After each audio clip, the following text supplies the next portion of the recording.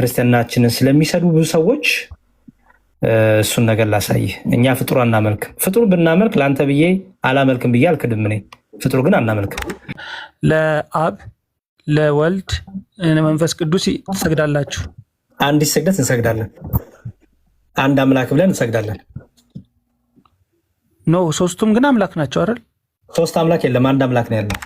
ኡስታዞችም ደጋግመው የሚዋሿችሁ ክርስቲያኖች ሶስት አምላክ ያመልካሉ፣ ሶስት አምላክ አላቸው ብሎ ይሄ ውሸት ነው።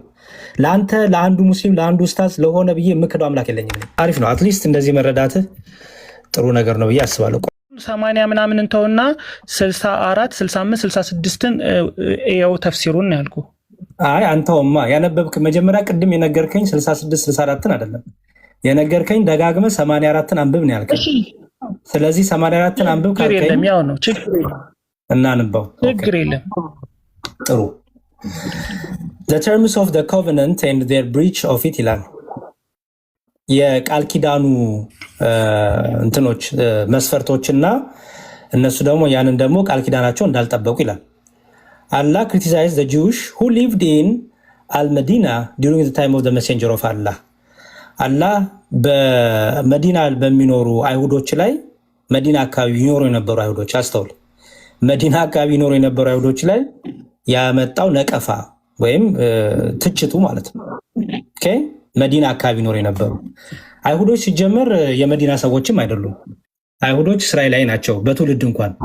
እዚህ ጋር እየተነገረ ያለው ስለ መዲና ስለሚኖሩ ይላል። እንቀጥል። they used to suffer ይቸገሩ ነበረ because of the armed conflicts between the tribes of al-Medina AWS ይላል አይደል ነው ከአህዛጅ before Islam ከማን ጋር ከምን ጎሳዎች ጋር ይጣሉ ነበረ ወይም እነዛ ጎሳዎች ያስጨንቋቸው ይበድሏቸው ነበረ። ከነማን ጋር? ከትራይብ ኦፍ ከአልመዲና ጎሳዎች ጋር ከመዲና ጎሳዎች ጋር እና እዚህ ጋር የተጠቀሱ ስሞች አሉ። አረብኛ ስም ስለሆኑ እንዳላበላሸው ቢፎር ኢስላም ይላል። አየው ቢፎር ኢስላም AWS ካዛጅ ወርሺፕ አይደልስ ይላል። እነዚህ AWS የተባሉትና ካዛጅ ጣዖት ያመልኩ ነበር ይላል ከእስልምና በፊት። and many battles took place between them ይላል። በጣም ብዙ ጦርነት ተደርጓ ይላል። there were 3 Jewish tribes ሶስት የአይሁድ ጎሳዎች ነበሩ ይላል መዲና አካባቢ። ባኑ ቃይኑካ የሚባሉ ባይኑ አናዲር የሚባሉና the allies of the ካዛጅ የሚባሉ የባኑ ኩራይዝ ምንድነው የሚባለው? ኩራይዛይሽ ነው ኩራይዛ የባኑ ኩራይዛ who used to be the allies of the AWS እነዚህ ባኑ ኩራይዛ የAWS የሚባሉት የነሱ ወዳጆች ነበሩ። when war erupted between AWS ምናምንና እነዛ ስሞች their Jewish allies would assist them ጦርነት ሲነሳ እነዚህ አይሁዶች እየመጡ ምን ያደርጓቸዋል? ያግዟቸዋል። the Jew would kill his Arab enemy እነዛን የአረብ ጠላቶቻቸውን ይገሉላቸዋል። and sometimes they also killed Jewish who were the allies of the other Arab tribe የሌላ አረብ ጎሳዎች እንትን ወዳጅ የሆኑትን አይሁዶችንም እነዚህ አይሁዶች ደግሞ ይገሉ ነበር ይላል። although the Jewish were prohibited from killing each other according to the clear religious text in their books አይሁዶች በመጽሐፎቻቸው እርስ በርስ እንዳይገዳደሉ ቢታዘዙም ይገዳደሉ ነበር ግን እዛ መዲና የነበሩት ይላል። they would also drive each other from their homes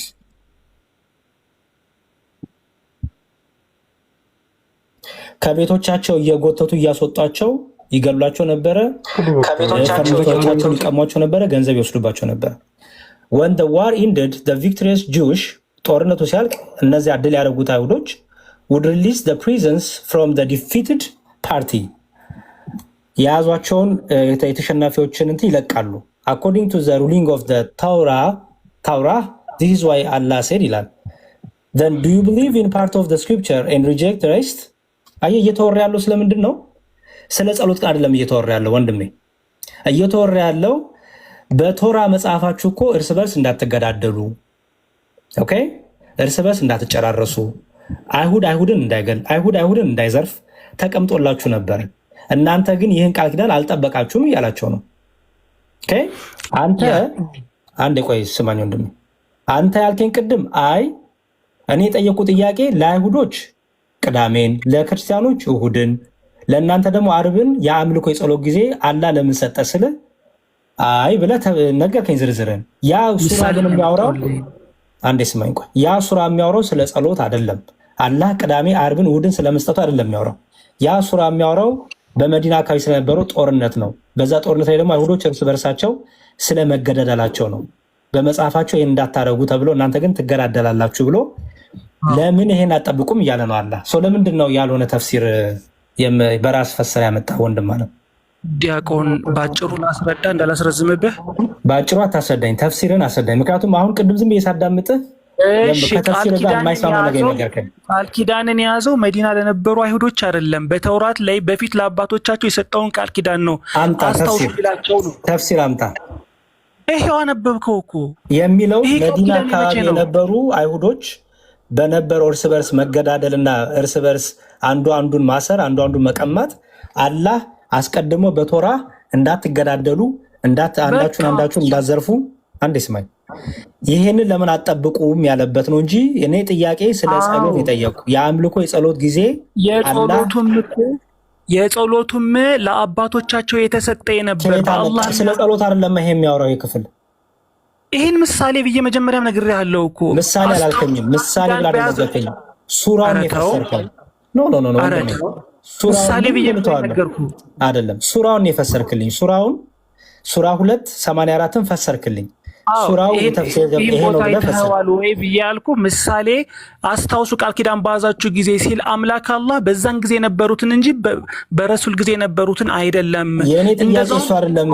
እስካይ የኔ ጥያቄ ጠየቅኩ። ለአይሁዶች ቅዳሜን፣ ለክርስቲያኖች እሑድን፣ ለእናንተ ለሙስሊሞች አርብን አላህ የጸሎት ጊዜ አምልኮ ጊዜ ሲሰጥ አይሁድና ክርስቲያኖች እርሱን እንደማያመልኩ አንተ ለምሳሌ አርብ ዕለት ስታመልክ እኔ እሑድ ዕለት ሳመልክ እኩል አምላክ አንድ አይነት አምላክ አናመልክም። አይሁዶችም ቅዳሜ ዕለት ሲያመልኩ አንተ አርብ ዕለት ለአላህ ስትሰግድ እነሱ ደግሞ ያህዌን ነው የሚያውቁት፣ አላህን አያውቁትም። ስለዚህ አሁን እየጠየቁ ያለሁት አላህ ቅዳሜን፣ እሑድን፣ አርብን ለተለያዩ እምነቶች ለምን ሰጠን አልኩ። በዛን ጊዜ በሙሴ ጊዜ የነበሩትና በኢየሱስ ጊዜ ዘመን የነበሩ ሰዎች ነው አላህ የሰጣቸው እንጂ አሳየኝ። በሙሴ ጊዜ የነበሩና በኢሳ ጊዜ የነበሩ የተለያዩ አይሁዶች ናቸው የሚለውን አሳየኝ። ማስረጃ ስጠኝ። እንዴ ማስረጃ ስጠኝ። የተለያዩ ናቸው የተባለበት ማስረጃ ስጠኝ። ምክንያቱም የአይሁዶችን ማስረጃ ልስጥ። ለምን የእስልምናው ማስረጃ ስጠኝ እንጂ ለምንድን ነው የአይሁድ ማስረጃ የምትሰጠኝ? አረ ገብቶኛል። እኔን ተረዳኝ። እኔ ከእስልምና ነው እያልኳል። የአይሁዶችን መረጃ ልስጥን ያልኩ። ስጠኝ። ማነባው ስጠኝ። ከእስልምና ነው ስጠኝ። እየጠበኩ ነው። ችግር የለም። ከዛ ሱረቱል አዕራፍ ቁጥር ምዕራፍ 7 ማለት ነው። አንዴ ላውጣ። የተለያዩ ናቸው። በኢሳ ጊዜ የነበሩ አይሁዶችና በሙሳ ጊዜ የነበሩ የተለያዩ ናቸው ብለኛል። እሱ ልሰጥ። ሱረቱል አዕራፍ ምዕራፍ 7 ቁጥር ስንት? ሱረቱል አዕራፍ ምዕራፍ 7 ቁጥር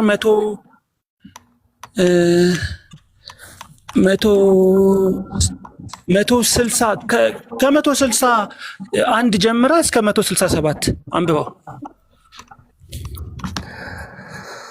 እሺ። ለእነርሱም በተባለ ጊዜ አስታውስ፣ በዚች ከተማ ተቀመጡ፣ ከእርሷን በሸሻችሁ ስፍራ ብሉ፣ የምንፈልገው የኃጢአተኞች መርገፍ ነው በሉም፣ የከተማይቱንም በር አጎንብሳችሁ ግቡ፣ ኃጢአቶቻችሁን ለእናንተ እንምረላለን፣ በጎ ለሰሩት በእርግጥ እንጨምራለን። ከእነሱም ውስጥ እነዚያ ራሳቸው የበደሉ ሰዎች ከዚያ ለእነርሱ ከተባለ ሌላ የሆነን ቃል ለወጡ፣ በእነርሱም ላይ ይበድሉ በነበሩት በደል መዓት ከሰማይ ላክንባቸው። ከዚያችን በባህሩ ዳርቻ ከነበረችው ከተማ በቅዳሜ ቀን ወሰን ባለፉ ጊዜ በሰንበታቸው ቀን አሳዎቻቸው የተከማቹ ሆነው በሚመጡላቸው ጊዜ የሆነውን ጠይቃቸው። ሰንበትንም በማያከብሩት በሌላው ቀን አይመጡላቸውም። እንደዚሁ ያመፁበት በነበሩ ምክንያት እንሞክራቸዋለን። ከእነርሱም ከፊሎቹ ህዝቦች 172 ገባው። በቃ ይሄ የሚያወራው ስለ ቅዳሜ አይሁዶች ስለሚያከብሩት ቅዳሜ የሚያወራው በሙሳ ጊዜ የነበሩትን ነው። አረ ተዋክል ልዩነት አሳየኝ ወንድሜ። የምኑን ልዩነት ነው ማሳይህ? በኢሳ ጊዜ የነበሩ አይሁዶች እና በሙሳ ጊዜ የነበሩት አይሁዶች የተለያዩ ናቸው ብለኛል። አሳየኝ። የተለያዩ ብለኸኛል። በዛን ጊዜ የተሰጡ አይሁዳውያኖች ናቸው አሁን ላይ እየተወቀሱበት ያለው። የተለያዩ ናቸው አልክበትን ማስረጃ ስጠኝ። አላልኩም እንዳትለኝ ደግሞ በኢሳና በሙሳ ጊዜ የነበሩ የተለያዩ ናቸው ብዬ ከአፌ ወጥቷል።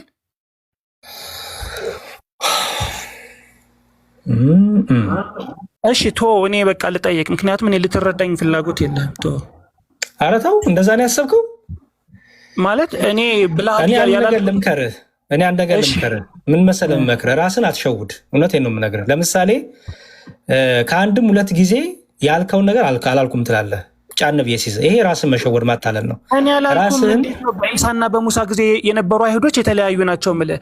እኔ ያልኩህ በነቢዩ መሐመድ ጊዜ የነበሩ አይሁዳውያን ጥያቄን ብቻ አቅርብ። እስካይ በቃ ችግር የለውም ጥያቄን ብቻ አቅርብ። እንደዚህ ከምትወዛገብ ያለው በነቢይ ሙሳ ጊዜ የነበሩ አይሁዶችም ችግር የለውም። በቃ ጥያቄን አቅርብ ወንድሜ። ጥያቄ ልክ እንደኔ መጽሐፍ ቅዱስ እንደኔ መጽሐፍ እንዳሳየው መጽሐፍ ከፍተህ ጥያቄን አቅርብ። ጥያቄ አለኝ እኮ መጽሐፍን ስጠኝ፣ ጥቅስ ስጠኝና ጠይቀኝ። እሺ እሺ ልጠይቅህ። ሐዋርያ ሥራ 27-23ን አብራራልኝ እስኪ። ሐዋርያ ሥራ 27 ሐዋርያ ሥራ 27-23ን አብራራልኝ። 27-23ን አብራራልኝ። ኧረ ሰማሁ እኮ። እሺ አሁንም አይዟችሁ ብዬ እመክራችኋለሁ፣ ይህ መርከብ እንጂ ከእናንተ አንድ ነፍስ እንኳ አይጠፋምና የእርሱ የመሆንና ደግሞ የማመልከው የእግዚአብሔር መልአክ በዚች ሌሊት በአጠገቤ ቆሞ ነበርና። ትቀጥል። አይ በቃ እሱን አብራራልኝ። ጳውሎስ የእግዚአብሔር መልአክ ያመልክ ነበር? ምን ነው የተረዳኸው? ንገረኝ። እኔ የተረዳሁትን ልንገርህ። አዎ ቀጥል። ጳውሎስ የእግዚአብሔርን መልአክ ከፊት ለፊቱ ቆሞ እንደነበርና እርሱንም እንደሚያመልከው ነው የተረዳሁት እኔ። ማን ነው እንደዚህ ብሎ ይፈታል? ራስህ ማለት ከዚህ ጥቅስ ከራሱ ጥቅስ የተረዳሁት እንደዛ ነው። ደግሞ ራስህ የተረዳኸው ደግሞም የማመልከው የእግዚአብሔር መልአክ በዚች ሌሊት ከፊት ለፊት ቆሞ ነበር። ችግር የለውም እኮ ይሄ አንተ መረዳት። ማምለክ የሚለውን ወስደህ ማምለክ ማለት አምልኮ ነው ብሎ ወሰድከው አይደል? አዎ እኔ የተረዳሁት እንደዛ ነው። ኦኬ መልካም። እሺ በመጽሐፍ ቅዱስ ማምለክ ለምሳሌ እግዚአብሔር ሙሴን በፈርዖን ላይ አምላክ አደረገው አይደል? ሙሴ ፈርዖንን ፈርዖን ሙሴን አመለከው ሲባል ማለት ይመስላል። እግዚአብሔር ሙሴን ፈርዖን ላይ አምላክ አደረገው፣ ሙሴ ፈርዖን ደግሞ ሙሴን አመለከው ሲባል ማለት ይመስላል። አመለከው ተገዛው ነው። በቃ አለቀ። ማክበር፣ መፍራት፣ መገዛት ማለት ነው አይደል? አዎ በቃ የግዕዝ ቃል ነው ማምለክ የሚለው። ኦኬ ማምለክ የሚለው የግዕዝ ቃል ነው። ማምለክ ማለት መገዛት፣ መታዘዝ፣ መሸነፍ ማለት ነው። ለእግዚአብሔር ሲሆን ይኸው ቃል ለእግዚአብሔር ሲሆን እግዚአብሔርን ማምለክ ይባላል። ኦኬ ሰዎች ለሰዎች ሲነገር መጽሐፍ ቅዱስ ደግሞ መገዛትን ያሳያል፣ መሸነፍን ያሳያል። በሌላም ክፍል አሳያለሁ። ለምሳሌ አሁን የዚህ ዓለም አምላክ ይለዋል ሰይጣንን። የዚህ ዓለም አምላክ ይባላል ሰይጣን አይደለ? የዚህ ዓለም አምላክ ሲባል አንዴ ስማኝ ቆይ። የዚህ ዓለም አምላክ ሲባል መለኮት ነው እየተባለ ነው ሰይጣን ማለት። እኔ የምረዳው እንግዲህ እንዴት አድርጌ ቅድም እኮ አንተ መርዳት የእኛን ትምህርት ነው የምነግርህ። አንተ ትችላለህ። መገዛት ስልህ የማመልከው የእግዚአብሔር መልአክ ሲል እሺ የእግዚአብሔር መልአክ የምገዛለት ማለቱ ነው። አዎ መገዛት ማለት መሰለህ መላእክትን መፍራት። እኛ መላእክትን እንገዛላቸዋለን ስንል እናከብራቸዋለን፣ እንፈራቸዋለን። ምክንያቱም እግዚአብሔር አስቀድሞ በፊትህ መልአክን ስሰድ እንደዚህ አድርግ ብሎናል። በፊትህ መልአክን እሰዳለሁ፣ መልአኩን በምታይበት ጊዜ ይሄን አድርግ ብሎናል። በኦሪት ዘጸአት ምዕራፍ 23 ቁጥር 20 ላይ ላሳየህ። ኦሪት ዘጸአት ምዕራፍ 23 ቁጥር 20 ላይ እንዲህ ይላል፣ በመንገድ ይጠብቅ ዘንድ ወዳዘጋጀሁትም ስፍራ ያገባ ዘንድ እነሆ እኔ መልአክን በፊትህ እሰዳለሁ። እግዚአብሔር ነው ተናጋሪው። እሺ በፊቱ ተጠንቀቁ። አየኸው? በፊቱ ተጠንቀቁ፣ ቃሉንም አድምጡ። ስሜም በእርሱ ስለሆነ ኃጢአት ብትሰሩ ይቅር አይልምና አታስመርሩት። አንተ ግን ቃሉን ብትሰማ ያልኩንም ሁሉ ብታደርግ ጠላቶችን እጣላቸዋለሁ፣ የሚያስጨንቁንም አስጨንቃቸዋለሁ ይላል። ስለዚህ ምን እያለ ነው? በፊቱ ተጠንቀቁ። ተጠንቀቁ ማለት ነው ፍሩት፣ አክብሩት ማለት ነው። ስለዚህ እኛ ለመላእክት እንገዛለን። ለምሳሌ አሁን ለመንግስት ትገዛለህ አይደለ? ለሀገር መንግስት አዎ እታዘዛለሁ እኮ። መገዛት ለህግ ትገዛለህ ትባላለህ አይደለ? ህገ መንግስቱ ላወጣው ህግ ትገዛለህ አይደለ? እንጃ መገዛት የሚለው ቃላት ይከብደኛል፣ ግን እታዘዛለሁ። አይከብድም እንዴ? ለህግ ተገዢ ሆኛለሁ ትላለህ እንዴ? ለህግ ተገዢ ሁኑ ይባላል እንዴ? ለህግ ተገዢ ሁኑ ሲባል አምልኩ ማለት ነው አይደለም። ምን ማለት ነው? ህጉን አክብሩ ማለት ነው። ፍሩት፣ ተጠንቀቁ ማለት ነው። ከህጉ አትለፉ ማለት ነው። ስለዚህ እኛ ለመላክ እንገዛለን ስንል የሚሉትን እንሰማለን፣ በፊታቸው እንጠነቀቃለን። ወይ ደግሞ የማከብረው ለማለት ፈልጎ ነው ያልከኝ? አዎ ግዕዝ ነው። ይኸውልህ መጽሐፍ ቅዱሱ በግዕዝ ከሂብሩና ከእናት ቋንቋ ወደ ግዕዝ የተረጎመ ነው። ስለዚህ መልአክ ለምሳሌ አሁን ኧረ እባክህ ስማኝ ተው። ለምሳሌ አሁን መልአክ የሚለው ይቅርታ እንትን ጽሁፏ ላይ እዛ ላይ በደንብ እንትን ነው ይሄ የማመልከው እግዚአብሔር መልአክ ሲል የሚያመልከው እግዚአብሔርን ነው። እሱ የእግዚአብሔር መልአክ ነው ለማለት ነው እንጂ መልአክ ይመለካል አይደለም። ምናልባት ጽሁፏ ትሪክ ነገር ነች። እዚያ ጋር በሁለቱም ይፈታል። እሱንም ላሳየው ስለፈለግኩኝ ነው። እሺ በቃ ይቅር። ጥቅሶቹን እያመጣሁለት ያሉት በሁለቱ ላሳየው ስለፈለግኩኝ ችግር የለውም። እሷ ላይ እንትን ካላለት ችግር የለውም። ቢኒ ይኸውልህ ወንድሜ በመጽሐፍ ቅዱስ ለምሳሌ ቆይ አንድ ደግሞ ላሳየህ በየአገባቡ ቃላቶቹ ለምሳሌ ዮሐንስ ራእይ ላይ መጥተህ በሰርዴስም ወዳለው ወደ ቤተክርስቲያን መልአክ ይላል አይደል? እዚህ ጋር ይኸው እዚህ ጋር መልአክ የሚለው አሁን እዚህ ጋር መልአክ የሚለው ለአንተ እንደ አንድ ሙስሊም ካነበብከው እንደው የምትረዳው ሚካኤል ገብርኤል ነው የምትረዳው አይደል? መልአክ መልአክ የሚለውን አሁን እንደ አንድ በቃ መልአክ የሚል ስታገኝ በቃ መጽሐፍ ቅዱስን አናብቡን ካላወቅከው ቃላቶቹ እንዴት እንደሚፈቱ ካላወቅከው የግዕዙን ቃል ካላወቅከው መልአክ እኮ የሚለው እኮ በቃ ሚካኤል ገብርኤል ነው ልትል ትችላለህ። መልአክ የሚለው ስታገኝ እዚህ ጋር ግን መልአክ የተባለው ስራህን በአምላኬ ፊት ፍጹም ሆኖ አላገኘሁትምና የነቃ ሁን፣ ሊሞትም ያላቸው የቀሩትን ነገሮች አጽና፣ እንግዲህ ንስሐ ግባ እያለ ይናገራል። እዚህ ጋር ስራ ፍጹም አይደለም ንስሐ ግባ የሚባለው ሚካኤል ገብርኤል ይመስላል በመልአክ የተጠራው እዚህ ጋር አይደለም። አየኸው? ስለዚህ መልአክ የሚለው ራሱ በራሱ ሁለት ትርጉም ይይዛል ማለት ነው። አንደኛው ትርጉም እነ ሚካኤል እነ ገብርኤል መልአክ፣ ምክንያቱም መልአክ የሚለው በቁሙ አገልጋይ ተላላኪ እንደማለት ስለሆነ አየው። በዚህ ክፍል ላይ ደግሞ የቤተክርስቲያን አለቃ ለማለት ነው። ለምሳሌ ኦርቶዶክስ ቤተክርስቲያን ሰምተ ከሆነ የቤተክርስቲያን አለቆች መልአክ፣ ለምሳሌ የልደታ ቤተክርስቲያን መልአከ እንደዚህ፣ መልአከ ገነት፣ መልአከ ጽዮን፣ መልአከ እንደዚህ ሲባል ሰምተህ ታውቃለህ? ኦኬ በቃ አለቃ ለማለት ነው። አየኸው? አለቃ ለማለት ነው። ስለዚህ ቃሉን ስታገኝ ቀጥታ የግዕዙ ቃል ከምን አንጻር ተጻፈ የሚለው ማየት አለብህ። ሐዋርያ ስራ ላይ ስመጣ ቅዱስ ጳውሎስ እየተናገረ ያለው ሁለት ነገር ተናግሯል። አንደኛው የማመልከው ሲል ያ የመልአኩ ፈጣሪ የሆነው መልአኩን የላከው እግዚአብሔርን ሪፈር እያደረገ ነው። ምክንያቱም የመላእክት ሁሉ ፈጣሪ የሁላችንን ፈጣሪ አምላክ እግዚአብሔር ስለሆነ። ሁለተኛው ደግሞ መልአኩ በፊቱ ሲመጣ ደግሞ የምፈራው የምጠነቀቀው የእግዚአብሔር መልአክ ተገለጠ እያለ ነው። ገባ? አንድ ልጨምርልህ እኮ አንዴ ለሌላ ቀንም ስለሚጠቅምህ ብዙ ጊዜ ፍጡር ታመልካላችሁ እየተባለ ብዙ ጊዜ በውሸት ክርስትናችንን ስለሚሰዱ ብዙ ሰዎች እሱን ነገር ላሳይህ። እኛ ፍጡር አናመልክም። ፍጡር ብናመልክ ለአንተ ብዬ አላመልክም ብዬ አልክድም። እኔ ፍጡር ግን አናመልክም። እሺ እንደዚህ ይላል። ይኸውልህ እሺ ኦኬ አሪፍ ነው። አትሊስት እንደዚህ መረዳትህ ጥሩ ነገር ነው ብዬ አስባለሁ። ቆላሴስ 2:18 ላይ እንዲህ የሚል ቃል አለ። ቆላሴስ 2:18 ምን ይላል? ያው ትህትናንና የመላእክትን አምልኮ እየወደደ ይላል። አየው፣ ትህትናንና የመላእክትን አምልኮ እየወደደ። አሁን እዚህ ጋር ስታነበው እንዴት ነው መላእክት በቃ መላእክት እየተመለኩ ነው ልትል ነው አይደል? ሚካኤል ገብርኤል እየተመለኩ ነው ልትል ነው አይደል?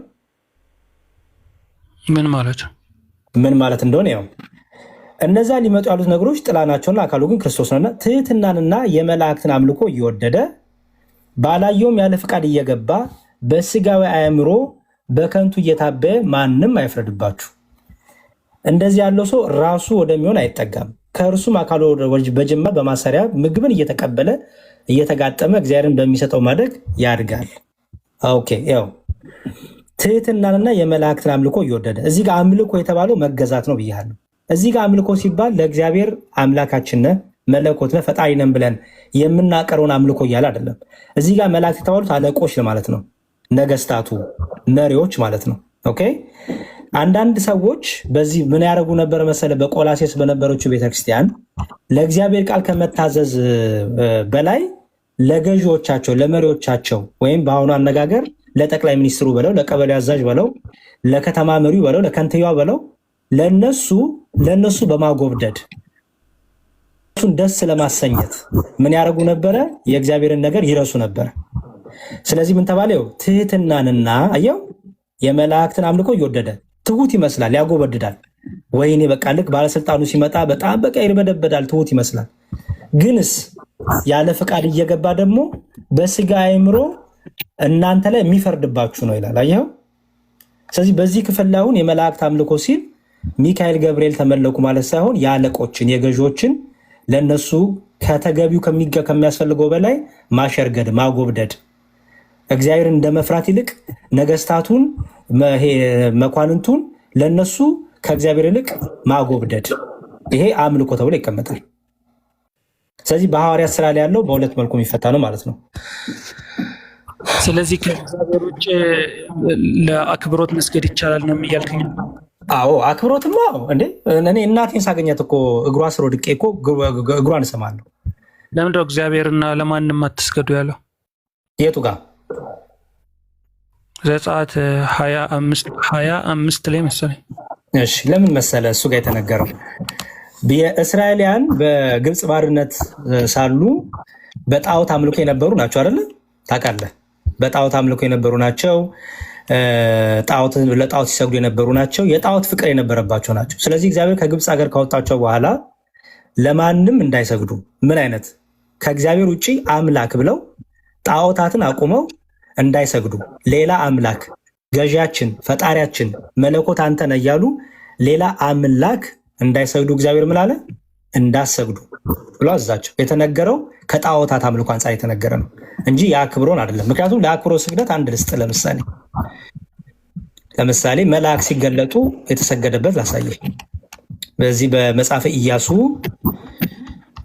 ኢያሱ ምዕራፍ 5 ቁጥር 13 ላይ እንዲህ ይላል። እንዲህም ሆነ ኢያሱ በኢያሪኮ አጠገብ ዓይኑን አንስቶ ተመለከተ፣ እነሆም የተመዘዘ ሰይፍ በእጁ የያዘ ሰው በፊቱ ቆሞ ነበር። ኢያሱም ወደ እርሱ ቀርቦ ከእኛ ወገን ነህ ወይስ ከጠላቶቻችን ወገን ነህ አለው። እርሱም አይደለሁም፣ እኔ የእግዚአብሔር ሰራዊት አለቃ ሆኜ አሁን መጥቻለሁ። የሰራዊት አለቃ ማለት የመላእክት አለቃ ማለት ነው። ኢያሱም ወደ ምድር በግንባሩ ተደፍቶ ሰገደ ይላል። አየው።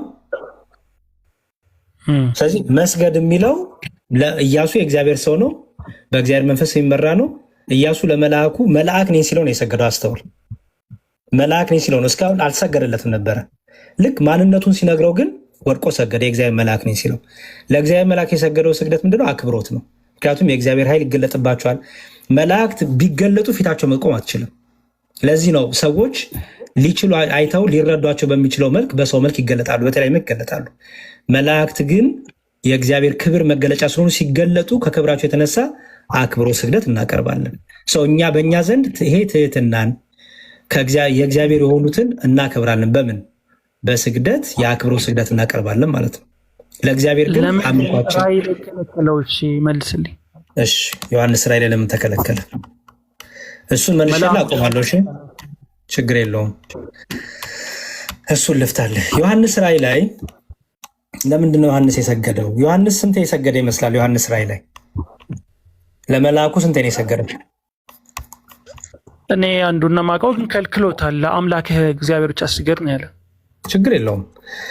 ሲከለክለውም ዮሐንስ ማቆም አለበት የለበትም? ማቆም አለበት የለበትም? አዎ መስማት ማዳመጥ አለበት። ለአምላክ ስገድ ካለው ለአምላኩ ብቻ ስገድ አለ። መርገም የለበትም አይደለ?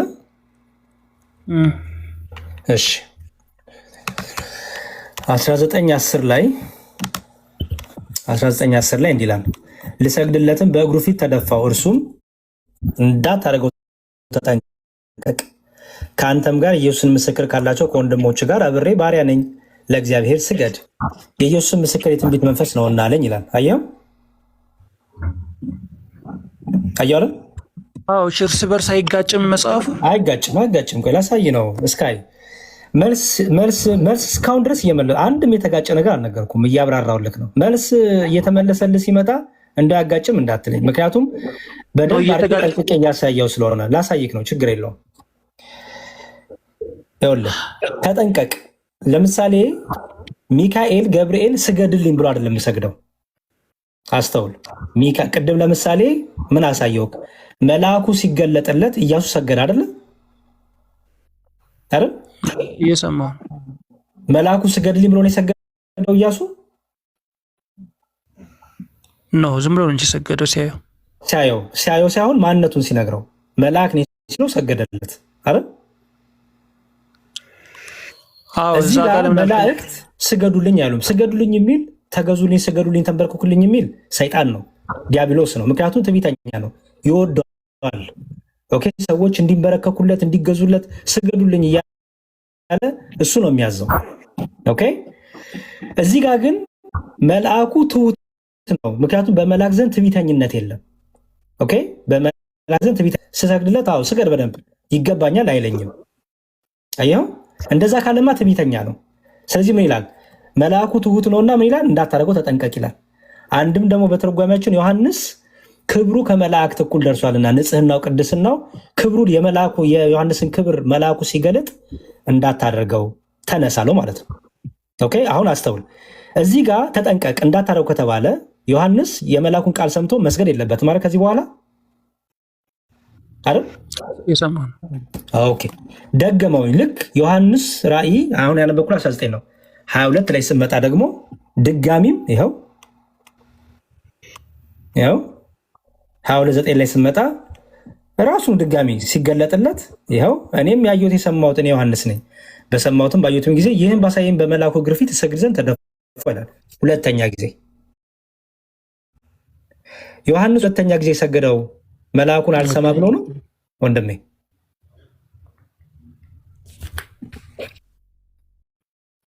አልሰማ ብሎ ነው?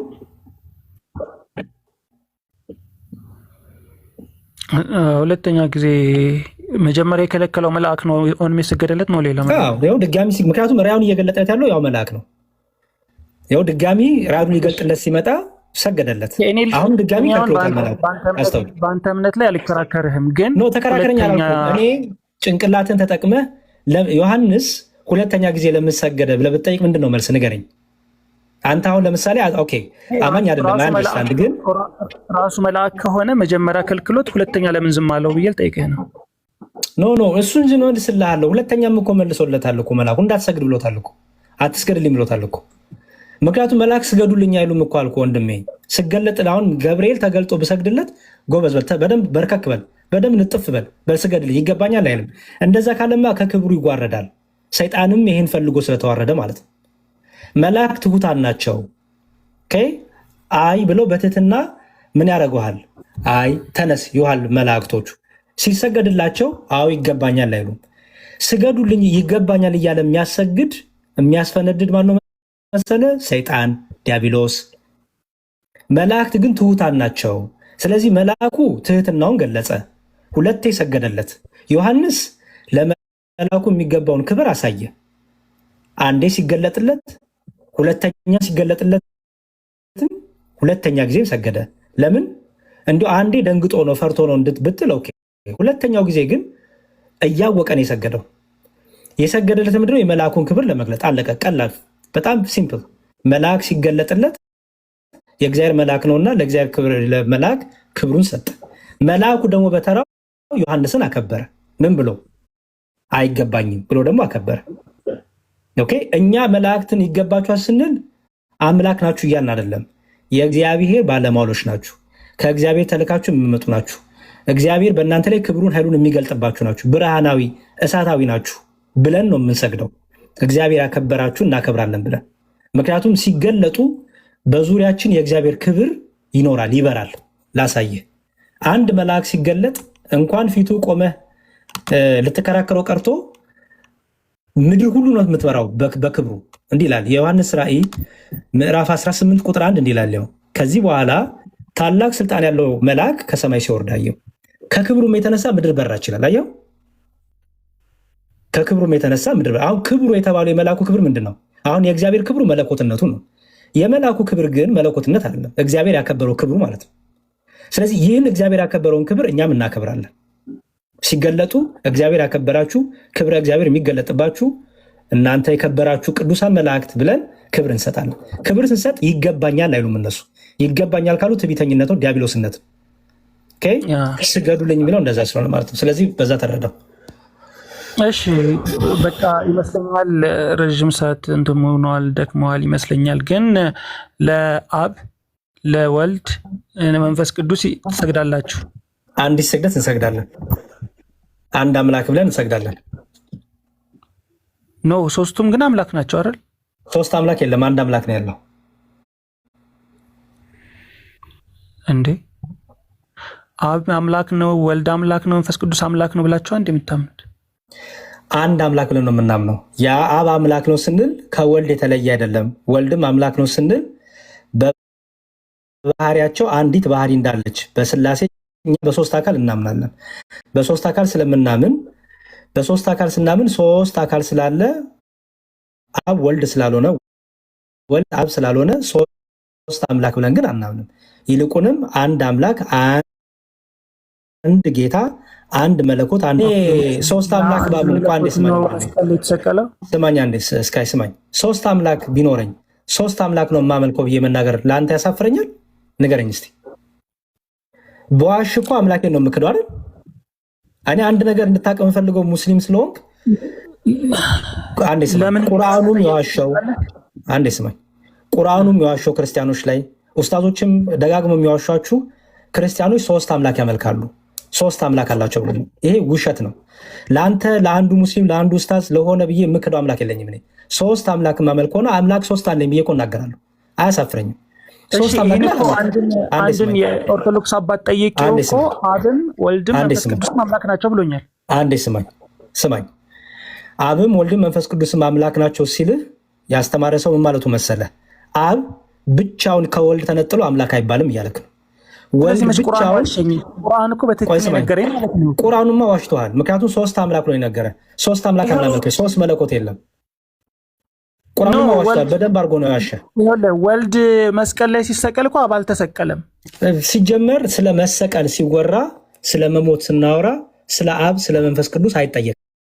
እሱ ዝም ብሎ ፍልስፍናችሁ እንዲሁ በቃ ዝም ብሎ ጭንቅላታችሁ ሲፈላሰፍ ያመጣው ዝም ብሎ የማይገናኝ ጥያቄ ነው።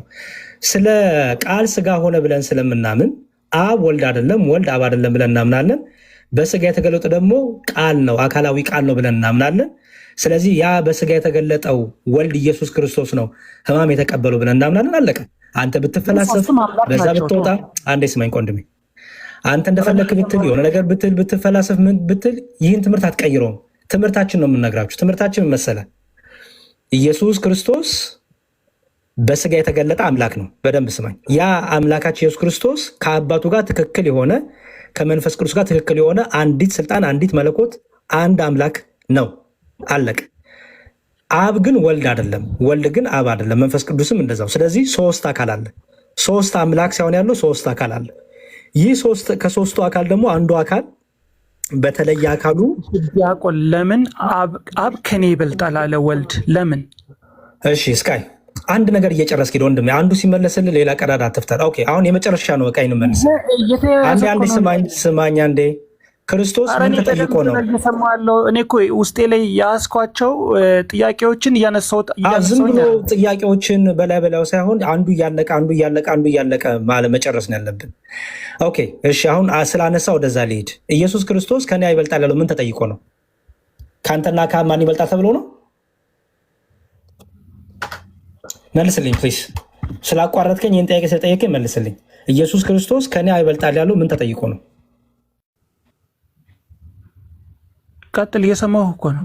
አልቀጥልም። የጠየቀኝ አንተ ነህ። መልስልኝ። ከኔ አይበልጣል ያለው ምን ተጠይቆ ነው? አስተምሮትህን ማስተማር ይከብድሃል። ምን ተጠይቆ ነው? ክርስቶስ ጥያቄን እየመለስኩ ነው። ምን ተጠይቆ ነው? መጨረሻ ላይ እኮ ከኔ አብ ይበልጣል ብሏል። ምን ተጠይቆ ነው ከኔ አይበልጣል ያለው? ከአንተና ከአማን ይበልጣል ተብሎ ነው? ምን ለውጥ ያመጣል? ምን ተጠይቆ ነው? መልስልኝ። ምን ለውጥ ያመጣልማ አይሆንም። ምክንያቱም ጥቅሷን ጠቅሰሃል። ስለዚህ እስከ ጥግ ድረስ ትሄዳለህ። ለምንድን ነው ክርስቶስ ይህን የመለሰው? ምን ብሎ ተጠይቆ ነው? ስለ እስልምና ጠይቀኝ እንጂ እኔን ስለ ክርስትና ጠይቀኝ። በቃ ስለዚህ የማታውቅ ከሆነ ምን ታደርግ መሰለህ? ሁለት ምክር ልምከርህ። አሁን ከኔ አይበልጣል ሲል ክርስቶስ ምን ማለት ነው የሚለው ከላይ መልሶ አለልህ። ስለዚህ ከላይ መልሱ መጽሐፍ ቅዱስን የሆነች ነገር የተሰጠን ወይ ደግሞ የሰማውን ነገር አንድ መስመር መምዘዝ ሳይሆን ከላይ ያለውን ክርስቶስ ምን ተጠይቆ ነው ይህን የመለሰበት የሚለውን ገብታ አንብበው። የዛን ሰዓት ምን እያለ እንደሆነ ይገባሃል ማለት ነው። ሌላ ቀን ይሄ አላለም ነው እያልከኝ ያለኸው። ተውሽ። ጥሩ እሺ። እስልምና ላይ መጨረሻ ልጠይቅህና ከኔ ጋር ትጨርሳለህ። እኔ እስልምና ላይ የፈለግከውን ጠይቀኝ እመልስልሃለሁ። ልጠይቅ ነው፣ ችግር የለውም። ስለ አላህ ባት ትነግረኛለህ አይደለ? ስለምን? ስለ አላህ ባት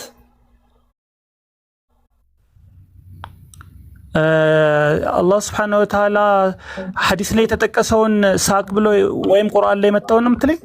አዎ፣ ባት የሚገለጥበት የሚለው የማን ባት ነው? እሺ፣ ወየክሽፉ አን ሳቅን ይላል። እሺ፣ ሳቅ ማለት በሁለት ትርጉም ተተርጉሟል። እኔ ባቱ የማን ነው ያልኩህ ወንድሜ? ባቱ የማን ነው? ከዛ ባት ማለት ነው የሚለው ተረጉም። ባቱ የማን ነው? እሺ እኔ በማምንበት ልንገርህ፣ ሁለት ትርጉም አለው። ግን ያኛው መንገድ ጥቅም ስለሌለው ለአንተ በነገረኝ ችግር የለውም። አንተ እንግዲህ ወይ የአህባሹን ወይ የአህብያውን ትነግረኛለህ። ሁለት ትርጉም ያለው በአህባሹ በአህብያ ምናምን የሚባል ነገር እኔ አላውቅም። እኔ ሙስሊም ነኝ። እንደ ሙስሊም የማምንበትን እመስልሃለሁ። አንዴ ሁለት ትርጉም የምትሰጠኝ አንድ የባቱን ትርጉም አለ የምትሰጠኝ? አዎ ለምሳሌ አረቦች የሆነ ነገር ጠንከር ሲል እሽተደት الحرب። እኔ ስለ አረቦች አልጠየኩም፣ ስለ ቁርአን የጠየኩ። ቁርአን ላይ አላህ ባት የሚገለጥበትን ቀን ስለሱ እኮ ነው የማወራ። እየገባህ ስለ አረቦች አትንገረኛ። ስለ አላህ ባት ብሎ የተናገረው ስለ አረቦች አይደለም።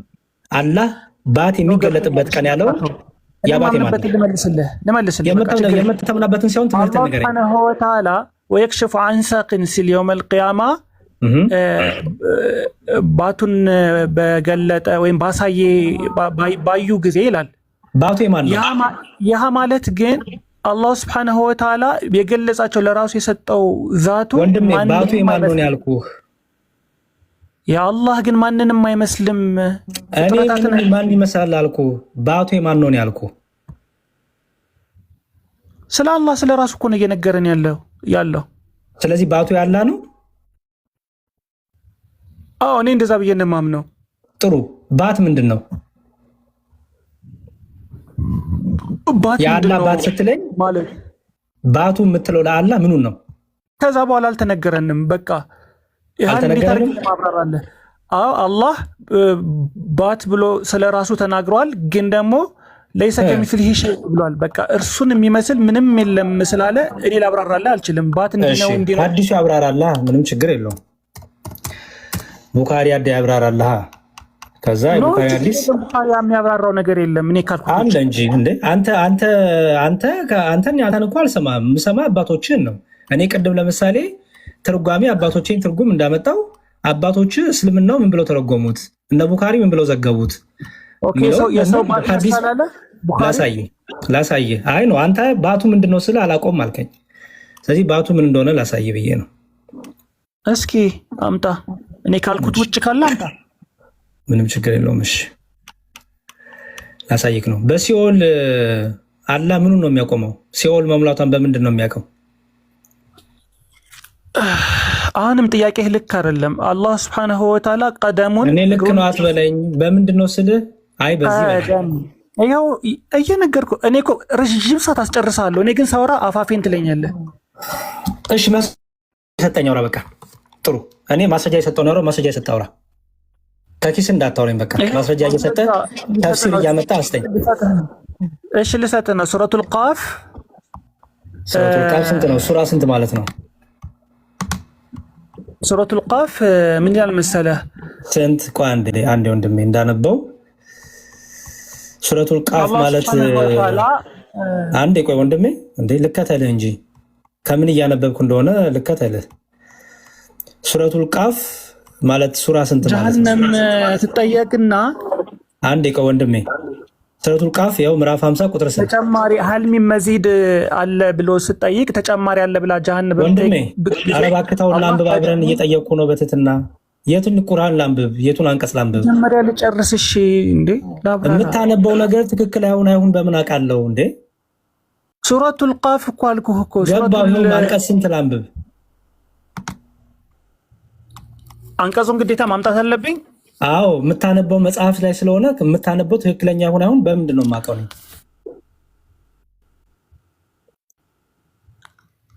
አንቀጹ 30 መሰለኝ፣ ግን ግዴታ መውጣት አለብኝ አንቀጹን ለማስታወስ። ችግር የለውም። ዝም ብለህ ነው የምታስለፈኝ። አይ ይኸው ጎበዝ 30 ነው። ለገሃነምም ሞላሽን የምንልባትን ጭማሪ ያለን የምትልበት አንቀጹን ላምጣልህ። በቃ ወጥቼ ይኸውልህ እኮ ከፈትኩልህ። አንቀጹን ወጥቼ ላምጣልህ እየሰማኸኝ ከሆነ። አረ ከፍቼልሃለሁ አይታይም እንዴ? ወጥቼ ላምጣልህ አንቀጹ። አይሰማም እንዴ? እሺ አንብበው። እሺ ለገሃነምን ሞላሽን የምንልበትንና ጭማሪ አለን የምትልበትን ቀን አስጠንቅቃቸው ይላል አይደል?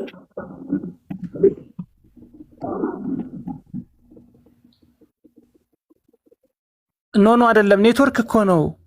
እኔ አይደለም ኔትወርክ ነው።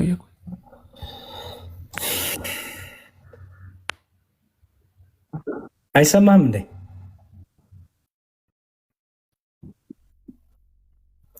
ኔትወርክ ነው ወይ ኔትወርክ? በቃ እሺ፣ ወይ ተመልሰ ግባ።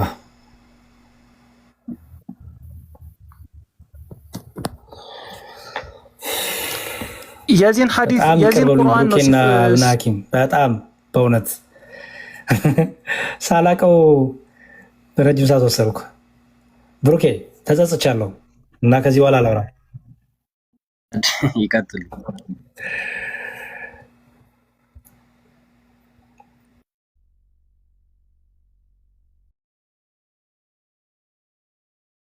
አቤት ያሰማልን፣ የነፍስ ዋጋ ያርግልን።